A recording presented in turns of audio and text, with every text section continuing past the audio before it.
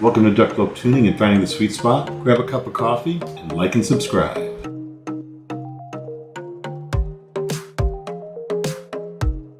And welcome back to Duck Club Tuning and Finding the Sweet Spot. Today's IEM of choice, the Prismatica from IceLab. This was sent to me by Bloom Audio. Matthew, thank you very much for reaching out to me. My thoughts are my own. This is a loaner unit. Matthew contacted me. I met him at Can Jam in Irvine. They're out of New Jersey. We even saw each other on the plane on the way back, so became friends over the last few months. And he said, hey, Tim, would you mind having a listen to this? I think it's really good. I think it's something very special. And would you mind tuning it for me so that I can hear what your PEQ would sound? And I was a little bit skeptical at first, actually, because this is an all B8 set. Typically, all B8 sets aren't my fancy. It's not my driver's set of choice, if you will. But I said, sure, Matthew, for you, anything. He sent it over last week, and I was blown away. This is a really well-tuned set. So let's get stuck into it. What do you get when you buy a Prismatica? You get this really funky, kind of cool, unique puck. It's got some rubber feet on the bottom so you don't scratch surfaces.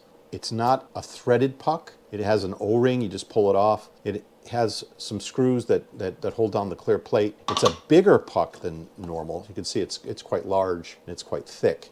So probably not something that would want to live in your pocket, but certainly something that you could store your IEMs in safely. Here they are. So I'm going to throw up a video that probably explains what these look like a little bit better.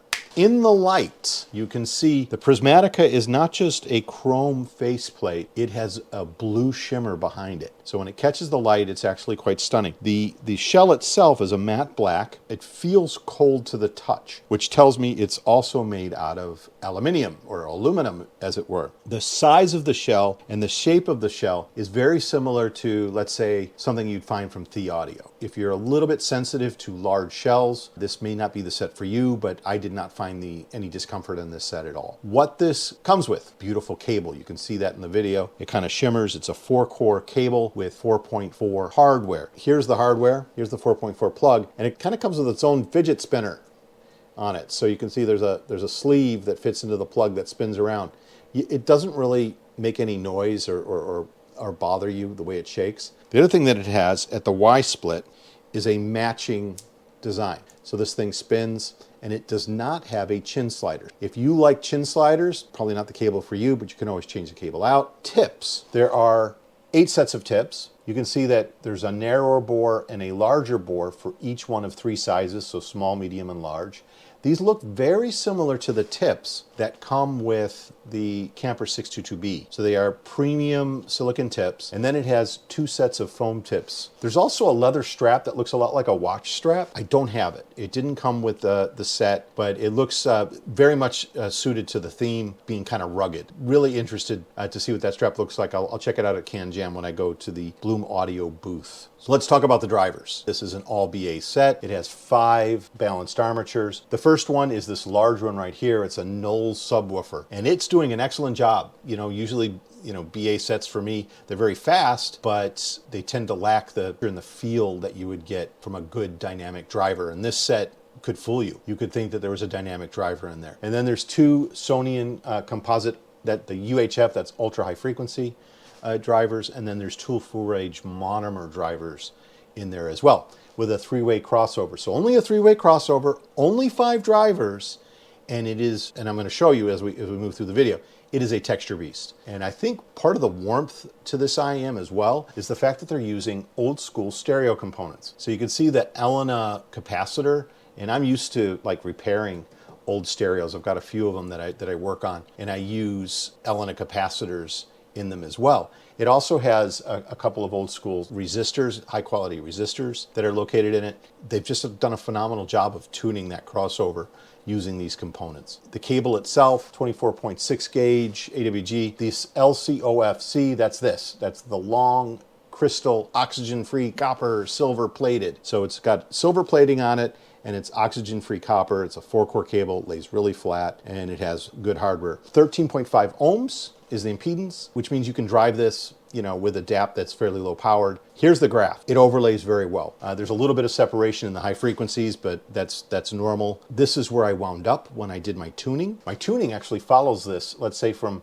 2000 hertz all the way out to about 6,000 hertz fairly well. And then I separated, I added a little bit more sparkle on that 10K region, and actually pulled this down slightly at about 12K to take away that spike. What this is, it opened up the soundstage a little bit, but it also controlled the sibilance. And that's another region within this IEM that's excellent out of the box. I wanted to make sure that it was carried over, that we didn't make anything sibilant. We made that sibilance really shine, because that's one of the true attributes of this that I enjoyed. We did a little bit of a bass tuck on it, because it's a V-shaped tuning. We turned this into more of a U-shaped tuning, and then we added about 6.5 dB, 7 dB, a lot of sub bass to this, and it took it so well. So I was really happy with how this turned out after the tuning. This is where I thought it started. I thought it started a little bit lacking in bass, even though it sounds really good. I'm a bass head. Warm 1 in the position, and this is where I think it ended up. I moved it up a couple steps, and it stayed at warm 1. So about 20, maybe 25 of the songs that I listened to out of the 30 using my DX320 Max I over here, they stayed in that same spot. Anytime you get an IEM, and when I do this, and here's the sheet for me doing this actually. You can see I go through my 30 songs and I mark on here because I've made 35 different PEQ settings for this set, and I mark where it lands, which song lands where, and not everything fits into the same spot, but on average I'm trying to find the best PEQ setting to do the final tuning. And it's really easy for me if there's one that dominates just about everything.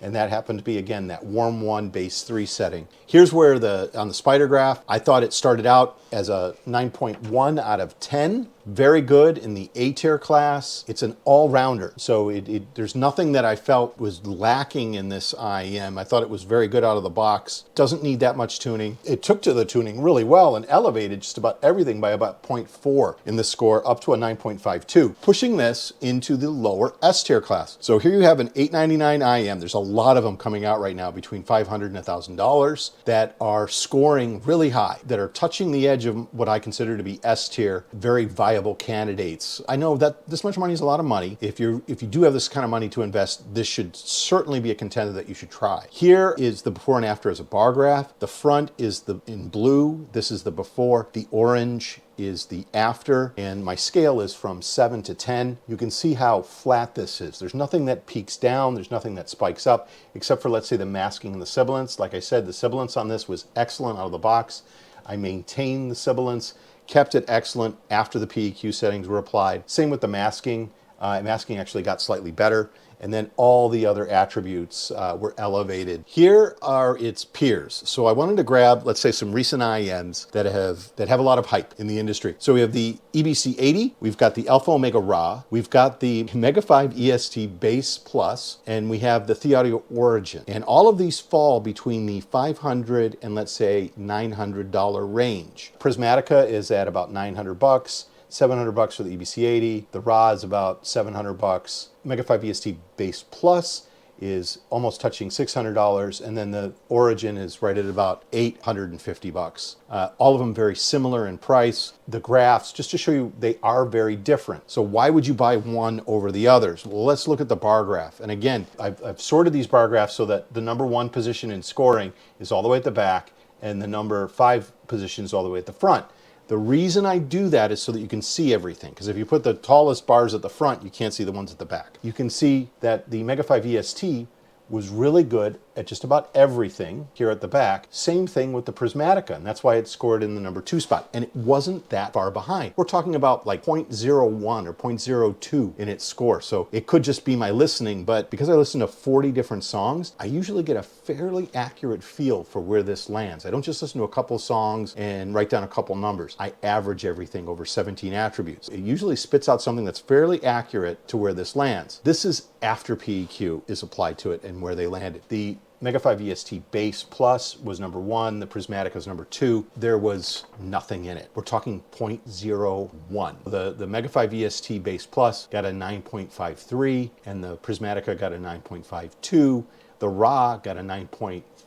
8, so very close to each other. So why would you buy one over another? Let's analyze what we have here for regions. You've got the lower treble, the upper treble soundstage detail and layering. You can see the green bars have elevated. This is where the raw excels. And I gave raw IEM of the year value for money for 2024 because it has excellent soundstage. It's really crystal clear, but it also has really good bass. So you're not sacrificing anything with this IEM. It just really excels in this region. When you look at the Prismatica, where does it excel? Sibilance. So there's only 2 IEMs that are just so well controlled for their sibilance in this list. That's the Prismatica and the Mega 5 EST Bass Plus. And where does this excel against everything else? Texture. So you can see the texture setting, and this is where you listen to reverb on a guitar. Humbucker pickups are famous for it. When you listen to violins in a song, when you listen to piano keys, many keys being played at the same time, that adds a lot of texture. So multiple notes being played together. In vocals, when you have harmonies, multiple people singing, the texture that you feel when you're listening to the music, this set excels above